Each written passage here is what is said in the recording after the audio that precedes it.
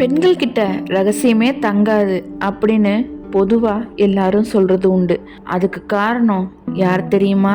தர்மர் தாங்க.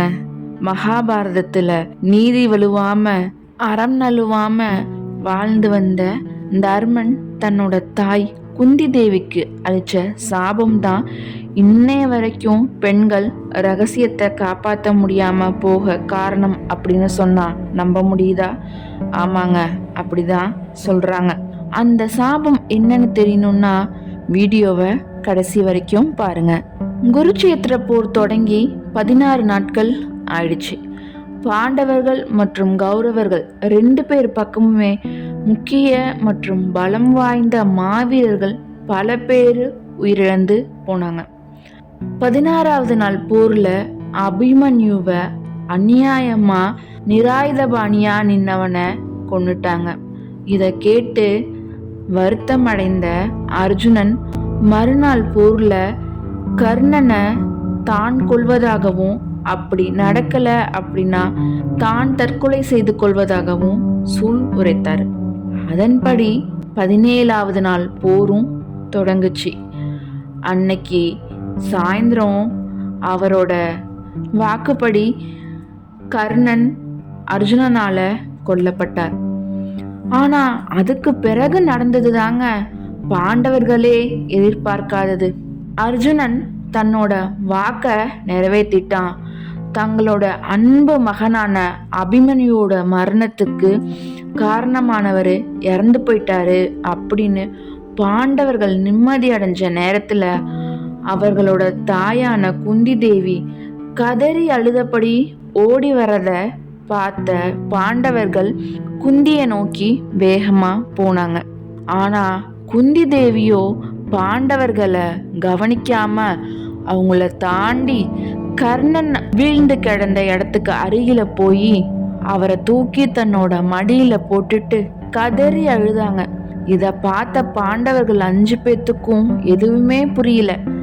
தங்களோட அன்பு மகனையும் அவரோட மூத்த பேரனையும் கொன்னவனை இப்படி தன்னோட மடியில தாங்கி அவனுக்காக கதறாங்களே அப்படின்னு யோசிச்சு குந்திக்கிட்ட, தாயே, என்ன செய்கிறீர்கள்?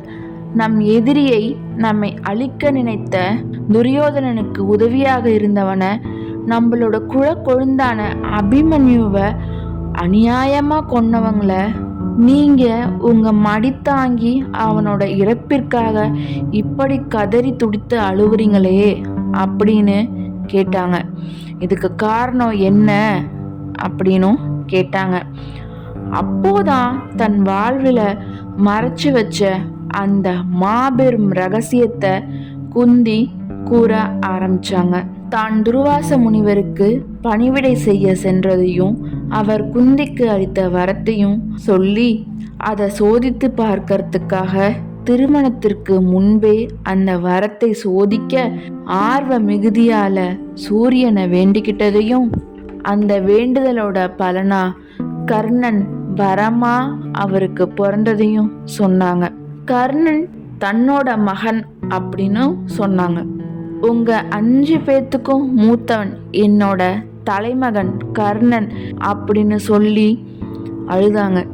வாழ்ற காலம் முழுசும் அவனுக்கு வழங்க வேண்டிய அன்பு அங்கீகாரம் எதையும் கொடுக்காம இன்னைக்கு அவன் உடன் பிறந்தவர்களான உங்களோட கையாலேயே அவன் உயிர் போகும் நிலைக்கு ஆளாக்கிய பாவினா அப்படின்னு சொல்லி அழுதாங்க.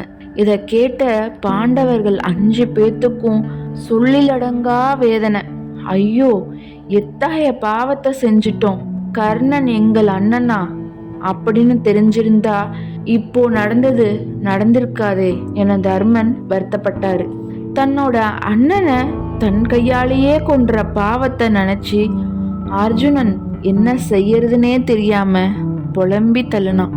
தங்களோட உடன்பிறப்பை காலமெல்லாம் எதிரியாக நினைத்து அவனுக்கு அளிக்க வேண்டிய அங்கீகாரம், அன்பு, மரியாதை எல்லாவற்றையும் புறக்கணித்து இன்னைக்கு தாங்களே அவனை கொல்ல காரணமாக இருந்தது தங்கள தாயான குந்தி தேவி மறைத்த ரகசியம்தான் அப்படின்னு நினைச்சு கோபம் கொண்ட தர்மன் குந்தி தேவியை பார்த்து, கர்ணன் என்னைக்கும் மாவீரன், அவன் வாழ்வில் அடைந்த துன்பங்களுக்கும் அவமானங்களுக்கும் கஷ்டங்களுக்கும் காரணம் நீங்கள்தான்.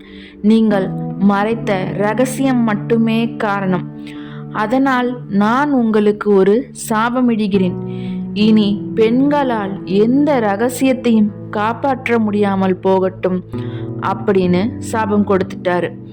அதனால்தான் பெண்களால் எந்த ரகசியத்தையும் மனதில் வச்சுக்க முடியல அப்படின்னு சொல்கிறாங்க.